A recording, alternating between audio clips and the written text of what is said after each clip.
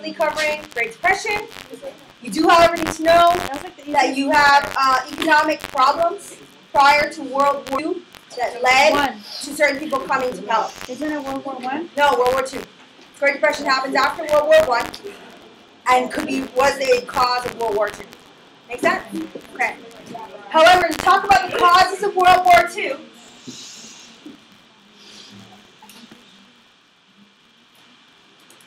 we need to review specifically the results of World War I. So, one of the causes of World War II is the results of World War I.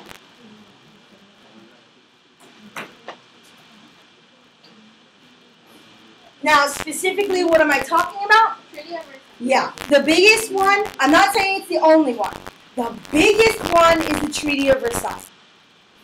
The biggest one is the Treaty of Versailles. It is not the only one.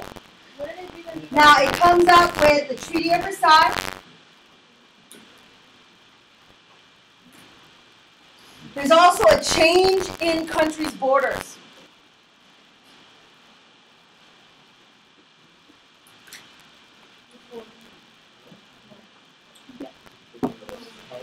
Okay? And the economic problems due to the end of the war. Not just the Treaty of Versailles, there were other treaties as well. Does that make sense? Okay, you have the Treaty of Brest-Litovsk. You have the treaty between the Allies and Austria. You have the treaty between the Allies and the Ottoman Empire. The Treaty of Versailles between the Allies and which country? Germany. Between Allies and Germany. Okay? Good. Now you also have the economic problems. Now, when I say economic problems, was the Great Depression caused by World War I? No. So I'm not talking about the Great Depression when I say economic problems resulting from World War I. What caused the Great Depression? No. What caused the Great Depression? Stock market crash in the United States. Okay? That's different from World War I.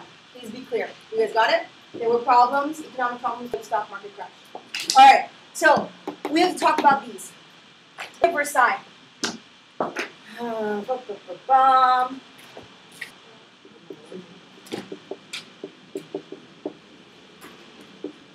What do you need to know about the Treaty of Versailles? You need to know Brat.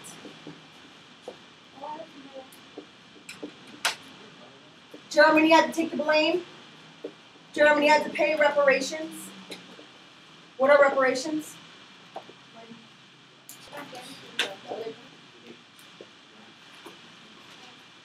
For the damage of World War I. Very good. Okay? They had to reduce their army.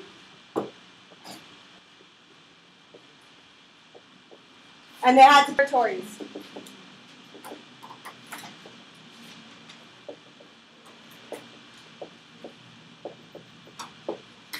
France gets some. Japan gets some. And Britain some. Those are the powers? Yep. Does that make sense? Everybody clear? Good. Okay, so that's the Treaty of Versailles. Germany must pay for the damages of World War I. Germany's army is reduced, and Germany gives territories to the Allies. To France, they give Alsace-Lorraine and the Rhineland is not occupied. It's not to say that the Germans give it up. They basically give up controlling it. Does that make sense? There's no army there. Okay? To Japan, they give the colonies. In Asia. Everybody clear so far? To Great Britain,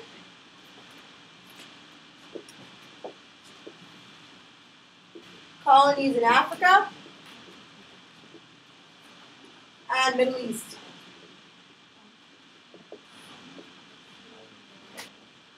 And ladies and gentlemen, these are the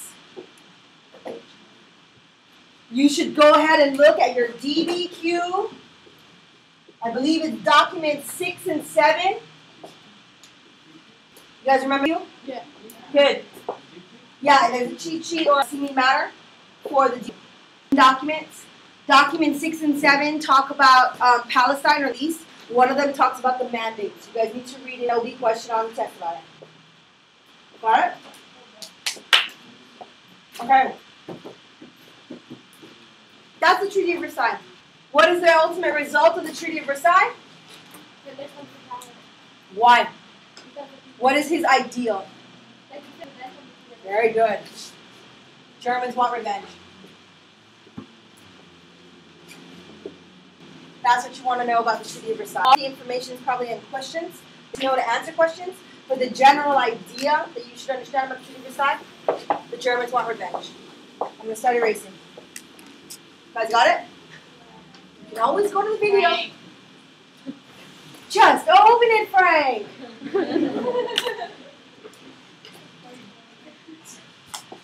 Wait, what? The next thing we're going to talk about, the changes in countries' borders.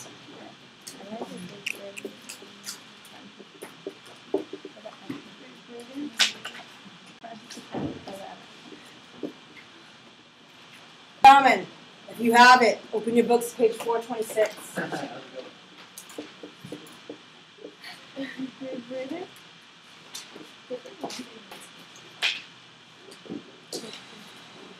I want to insert a picture here of these maps. That's possible. All right, now, 426. If you have your book, open it there. Chris already has your book open. Thank you, Jose. Thank you, Emily. Thank you, Adi. Wait, Adriana. What were F's?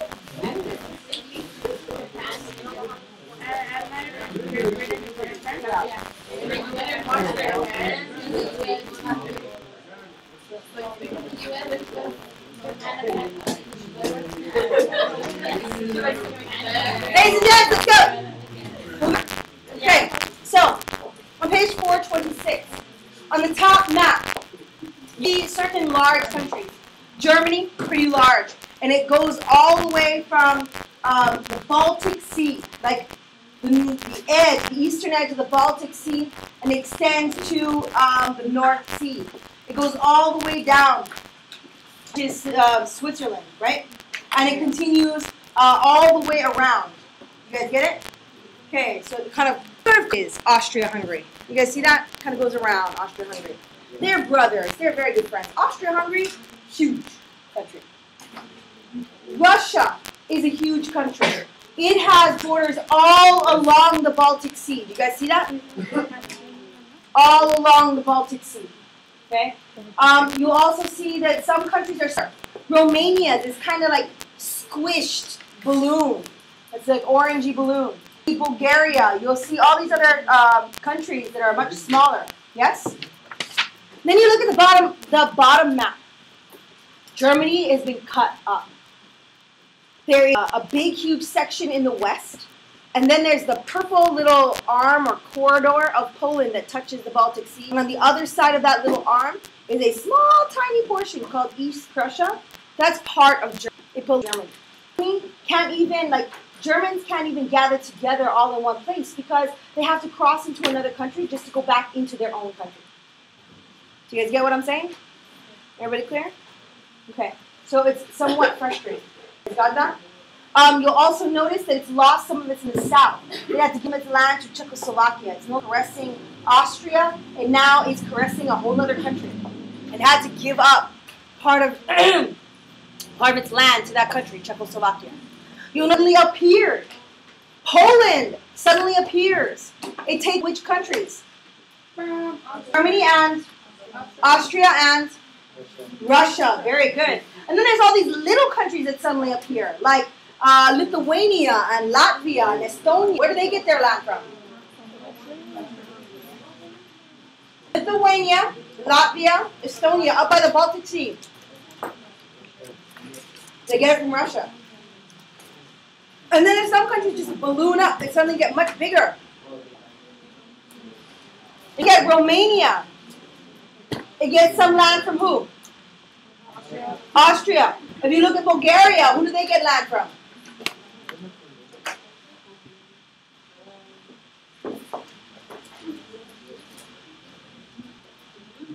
Oh, it loses land. It loses land to Greece. Sorry, my bad. It loses land to Greece.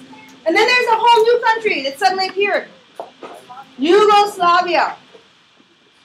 The changes in the borders, ladies and gentlemen, they have to do with the treaty. First, the Treaty of Brest-Litovsk. And this is Russia.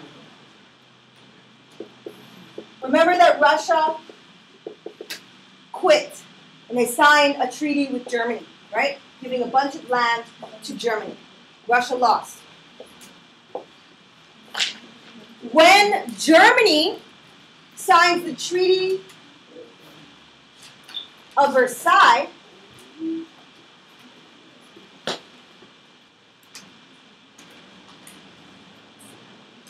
okay, the land that had been given to Germany by Russia is given away to other countries. New countries are formed. Does that make sense? Yes. And then you have the treaty that's signed with Austria. And Austria gives up almost all of its land. It is the tiniest little country now. You can see it. It looks like a little stomach. No, like if you look at the digestive system, it kind of looks like this. Yeah. That's what Austria. Okay, so you guys get it? This causes World War II. How does this cause World War II? What was the start of World War II? It was That's the start of World War II in Asia. Japan invading China is the start of World War II in Asia. What is the start of World War II in Europe? That's World War I. Start of World War II in Europe. We just went over this in a timeline that you did. You should have these notes. The start of World War II in Europe was the invasion of Poland. The invasion of Poland. And if you look at that map, if you look at the map, the two countries that invade Poland are two countries that lost land. Germany and the Soviet Union. You guys get it? Specific, the loss of land in World War I causes countries to want to gain that land back. Austria lost a ton of land. They unite with Germany. They become higher in order to get that land back. You guys get it? Everybody clear? Awesome, tastic. And then you have economic problems. And the economic problems, everything to do the utter devastation after World War I.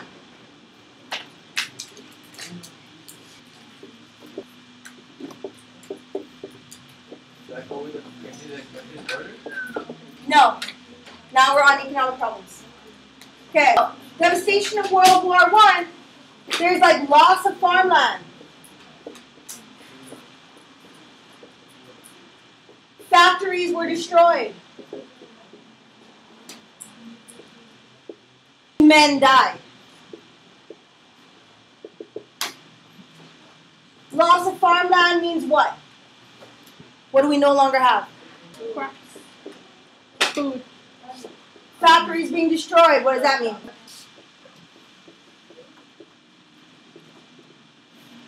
Men died means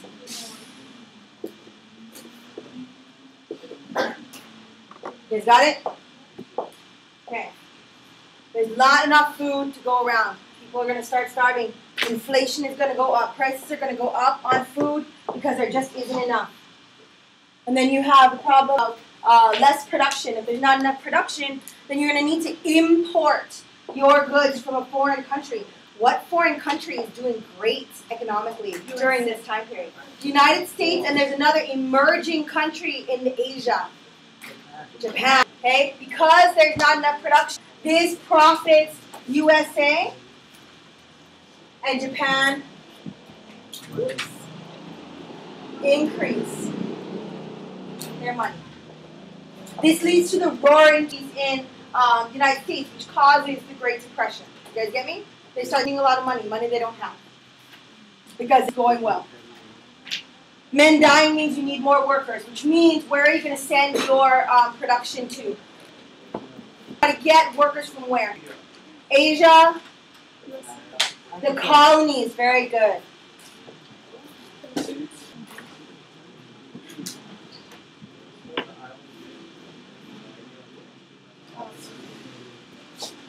Everybody got it? So that's the number one cause. Okay, the results of World War I are the number one cause of World War II. The next causes of World War II. You guys get me? Can I erase? Wait, that was devastations of World War I or II? World War I. We're still in the causes of World War II.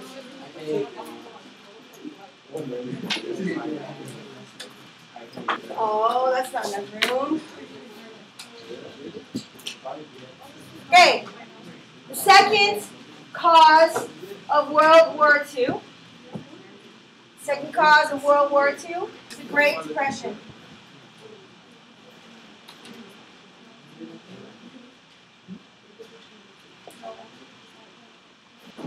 Okay. Great Depression. Now, what you and I need to know is that basically the United States leads the stock market crash. But this causes problems in Europe and then in Asia. Now, the causes of problems in Europe, they have to pay back loans.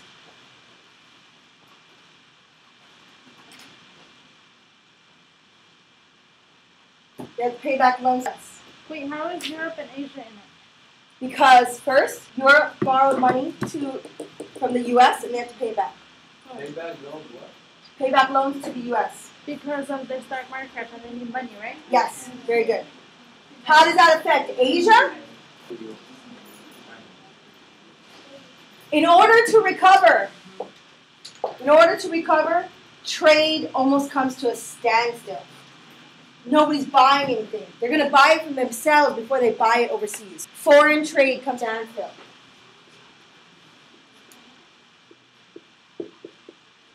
Foreign trade stops, almost.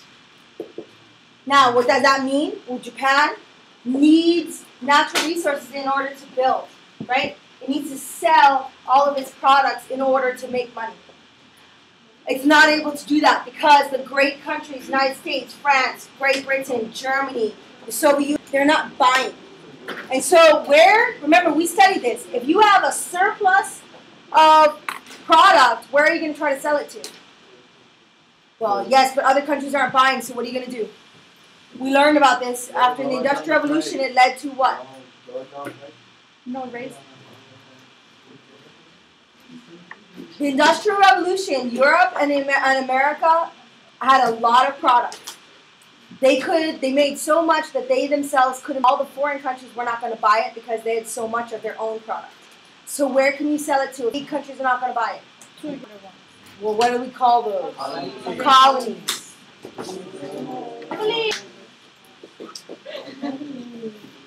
You guys get it? Everybody clear? Good. Fantastic. Now, as I saw in here, I don't need to tell you a lot more. You don't need the major details, so we're not going to go into that. We need to get to the third cause of World War II.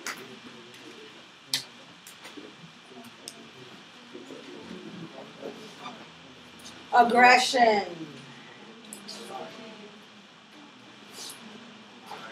Non-aggression. Appeasement. And isolationism. Now we spent like a whole week, 2 weeks on all of this. So you should know this information. It is going to be on your test. Aggression, appeasement, and isolation.